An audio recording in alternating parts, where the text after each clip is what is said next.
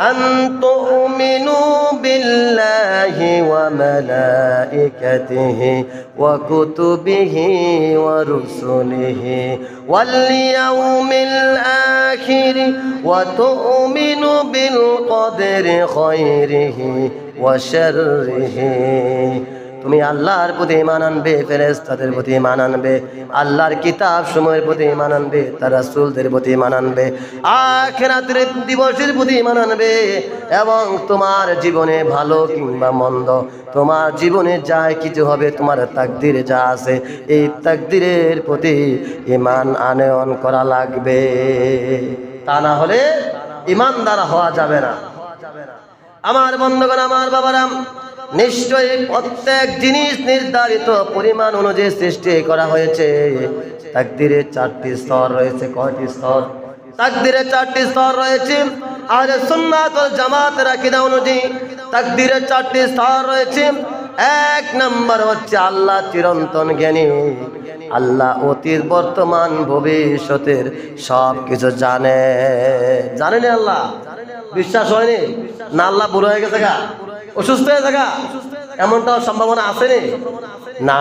আল্লাহ লয় নেই, ক্ষয় নেই, তন্দ্রা নেই, নিন্দ্রা নেই, দুর্বলতা নেই, বার্ধক্য নেই।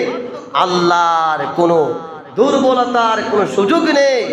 সে আল্লাহ রাব্বুল আলামিন, তিনি অতীত, বর্তমান, ভবিষ্যতে কি হবেন সব কিছু আল্লাহ জানেন। লাউহে মাহফুজে লিখে রাখা, আল্লাহ সব কিছু লাউহে মাহফুজে লিখে রেখেছেন। বলি সুবহানাল্লাহ। 1 নম্বরে জানলাম কি তাকদীরের যে স্তর রয়েছে 4টি। 1 নম্বর হচ্ছে আল্লাহর চিরন্তন জ্ঞান। 2 নম্বর হচ্ছে লাউহে মাহফুজে লিখে রাখা। আল্লাহ আসমান জমিন সৃষ্টি করার 50,000 পূর্বে সমস্ত সৃষ্টির তাকদীর লিখে রেখেছেন। বলে সুবহানাল্লাহ।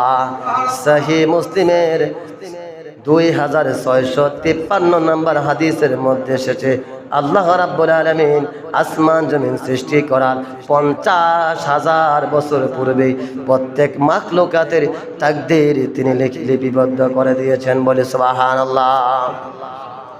3 নম্বর হচ্ছে আল্লাহর ইচ্ছা। আল্লাহ যা চান তাই হবে, আর যা চান না তা হবে না। আমার আপনার জীবনে কিছু কিছু কাজ করতে গিয়ে আমরা বাধা পড়ে যাই, বাধার সম্মুখীন হয়ে যাই। এতে আপনি বুঝে নেবেন, যেহেতু বাধার সম্মুখীন হয়ে গিয়েছে, আল্লাহ হয়তো বা তারপরে উত্তম ভালো কিছু রেখেছে। বলে সুবহানাল্লাহ। আমার বন্ধুগণ, আমার বাবারা, আল্লাহ রাব্বুল আলামিন বলেন, তোমরা কিছু ইচ্ছা করতে পারো না যদি আল্লাহ সৃষ্টিকুলের প্রতিপালক ইচ্ছা না করে। আমি ইচ্ছা করিলে সব কিছু করতে পারি না। 4 নম্বর হচ্ছে আল্লাহ সব কিছু স্রষ্টা। আল্লাহ সব কিছু স্রষ্টা। আল্লাহ রাব্বুল আলামিন বলেন, ওয়াল্লাহু খালাকাকুম ওয়া মা তা'মালুন। আল্লাহ তোমাদের এবং তোমাদের কর্মকে সৃষ্টি করেছেন। বলি সুবহানাল্লাহ। মানুষ কি বাধ্য? আল্লাহ, অনেকে বলেন সব হয়তো তকদির, তাহলে আমার আমল করব কেন? সব যদি তকদিরে লেখা থাকে তাহলে আমল করা দরকার কি? আমল করার দরকার না, অনেকে বলে না। এজন্য আল্লাহ রাব্বুল আলামিন বলেন, যে ইচ্ছা করে ঈমান আনো আর যে ইচ্ছা করে কুফরি করো, দুইটাই আমি বান্দাদের উপরে ছেড়ে দিয়েছি। বলে সুবহানাল্লাহ। আমার বন্ধুগণ, আমার বাবারা, তাকদীরকে অজুহাত বানানো যাবে না। আল্লাহ চাইলে আমরা শিরক করতাম না, আল্লাহ তাদের অজুহাত গ্রহণ করেননি, তাই গুনাহ করে। এটা তো তাকদীর বলা সঠিক নয়। তাকদীরের ঈমানের উপকারিতা, বিপদে ধৈর্য আসে, অহংকার দূর হয়, আল্লাহর প্রতি ভরসা তাওয়াক্কুল বৃদ্ধি পায়, অতীত নিয়ে অতিরিক্ত আফসোস কমে, ভবিষ্যৎ নিয়ে অযথা ভয় কমে যায়। বলে সুবহানাল্লাহ। আমার বন্ধুগণ, আমার বাবারা, তাকদীর সম্পর্কে প্রচলিত ভুল ধারণার জবাব হযরত আলী রাদিয়াল্লাহু তাআলা আনহু বর্ণনা করেন। রাসূল সাল্লাল্লাহু আলাইহি সাল্লাম বলেছেন, সাহাবীগণ বলেন, হে আল্লাহর রাসূল, তাহলে কি আমরা শুধু তাকদীরের উপরে ভরসা করে বসে থাকবো নাকি?